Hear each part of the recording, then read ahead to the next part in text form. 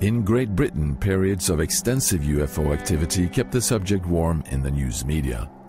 A serving police detective within the UK force in England has over the recent years gathered reports involving over 800 police officers having different UFO encounters. And here is one of the stories. His name was Police Constable Eric Raymond, and he was a police officer in the Thames Valley Police at the time of this particular sighting. And he was in a rural location in 1979, I believe it was, and he was stood talking with two other police officers, two vehicles parked up middle of the countryside, dark, no street lights or anything, it's just very dark, and they're doing what police officers do at 3 in the morning, have a chat, have a cigarette or whatever. Suddenly in the distance they see a bright light blink on for literally a second.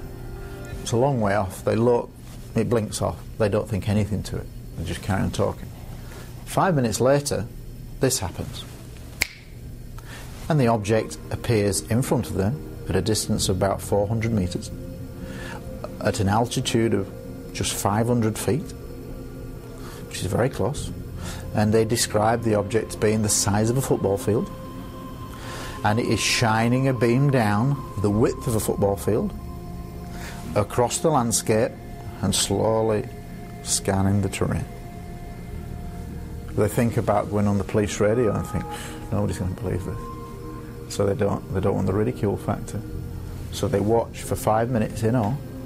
The object is moving in total silence, and they say there are smaller objects flying silently around the larger silent object. And after 5 minutes, it goes. It doesn't go up, doesn't go left, doesn't go right. It disappears like a light bulb.